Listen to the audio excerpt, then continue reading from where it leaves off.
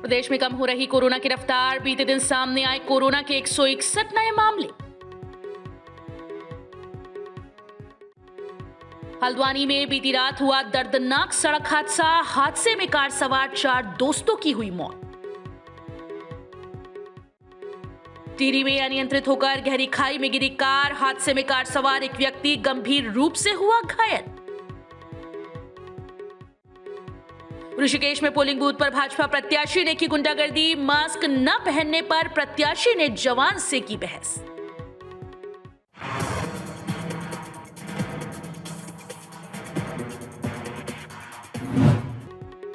उत्तरकाशी के गंगोत्री राष्ट्रीय राजमार्ग पर बीते दिन एक छोटी कार पाले से फिसलकर एक बड़े पत्थर पर चढ़कर एक हादसे का शिकार हो गई। बता दें कि कार बड़ी दुर्घटना से बाल-बाल बची। जानकारी के मुताबिक कार में बैठे लोग वोटिंग के लिए थराली जा रहे थे, तभी कार पाले से फिसलकर एक पत्थर पर चढ़ गई, जिससे कार में बैठे लोगों को हल्की फुल्की चोटें आईं। वहीं मौके पर स्थानीय लोगों ने कार को सुरक्षित निकालकर रोड पर निकाला। अल्मोड़ा की 6 विधानसभाओं के 911 मतदान केंद्रों की ईवीएम मशीन्स और वीवीपैट को जिले के राजकीय होटल मैनेजमेंट संस्थान में स्ट्रांग रूम में कड़ी सुरक्षा के साथ रखा गया है। वहीं 10 मार्च तक इनकी निगरानी के लिए पुलिस और पैरामिलिट्री फोर्स भी लगा दी गई। इस दौरान जिला निर्वाचन अधिकारी वंदना सिंह ने बताया कि सभी मशीनों को ऑब्जर्वर के सामने सील किया गया। साथ ही इनकी निगरानी के लिए सीसीटीवी कैमरे भी लगाए गए। वहीं ईवीएम और वीवीपैट पर लगातार निगरानी रखी जा रही है। यहाँ ईवीएम सभी 6 विधानसभाओं के लिए स्ट्रांग रूम बनाए गए हैं। अभी सुबह इनकी सीलिंग आरओ और जो माननीय प्रेक्षक महोदय आए थे उनकी उपस्थिति में करवा दी गई है सभी रिटर्निंग ऑफिसर्स द्वारा। यहाँ 3 से 4 लेयर की सिक्योरिटी व्यवस्था पुलिस के द्वारा और जो सेंट्रल फोर्सेस है उनके द्वारा की गई है। वेब कैम और सीसीटीवी वगैरह से मॉनिटरिंग लगातार इसमें की जाएगी। जो भी लोग आने जाने वाले होंगे उनका पूरा विवरण यहाँ पर रखा जाएगा। काशीपुर में बीते दिन पिछले 27 साल से अपनी जमीन के मालिकाना हक के लिए संघर्ष कर रहे लोगों ने विधानसभा चुनाव का बहिष्कार करने का ऐलान किया था। बता दें कि ये घोषणा केवल घोषणा ही साबित नहीं हुई, बल्कि ग्रामीणों ने आखिरकार बीते दिन विधानसभा चुनाव का बहिष्कार कर अपनी बात पूरी कर डाली और मानपुर नई बस्ती के करीब 284 परिवारों के 800 से ज्यादा मतदाताओं ने चुनाव नहीं किया। यहाँ तक कि स्थानीय लोगों ने जब तक समाधान नहीं तब तक मतदान नहीं की बात कह डाली। वही मामले पर स्थानीय युवक अनिल भारद्वाज ने कहा कि वो पिछले 28 सालों से हमेशा मतदान करते आए हैं, लेकिन किसी भी सरकार ने उनकी परेशानियों पर कभी ध्यान ही नहीं दिया और इस बार वो विधानसभा चुनाव में चुनाव नहीं करेंगे, क्योंकि जब तक उनकी परेशानियों का समाधान नहीं होगा तब तक वो किसी भी चुनाव में मतदाता के रूप में भागीदारी नहीं करेंगे। और अगर भविष्य में भी किसी सरकार ने उनकी परेशानियों का समाधान नहीं निकाला तो वे सब 2024 के लोकसभा चुनाव का भी ऐसे ही बहिष्कार करेंगे। चुनाव बहिष्कार किया हुआ है, जिसमें हमारे 800 वोट हैं और हम लोग सब एक मत हैं और हमने आज किसी ने भी हमारे गांव में पोलिंग नहीं की। किस तरह कोई जो है किसी पार्टी की राजनीतिक पार्टी का कोई आया था मनाने आप लोगों को? लोग आते हैं, सभी पार्टी आई थी, लेकिन हमने कहा भाई अब की बार हम चुनाव बहिष्कार करेंगे। 27 साल हो गए हमें वोट डालते, लेकिन कोई नतीजा नहीं निकला उसका आज तक। जैसे कि हम पहले सबको कह चुके हैं कि मतदान जब तक समाधान नहीं होगा तब तक मतदान नहीं होगा और हम उस पर अडिग हैं। हमारा जो बूथ है उसमें जो अन्य वोटरों को डालेंगे, फिलहाल हमारी जो नई बस्ती मानपुर है वहाँ से किसी भी व्यक्ति ने मतदान में भागीदारी नहीं करी है और तब तक अपने वादे पर अडिग है। जब तक सरकार हमारा काम नहीं करती तब तक मतदान भी नहीं होगा और बाकी कार्यों में भी हम हिस्सा नहीं लेंगे। मैं जानना चाहेंगे क्या है आपकी मांग?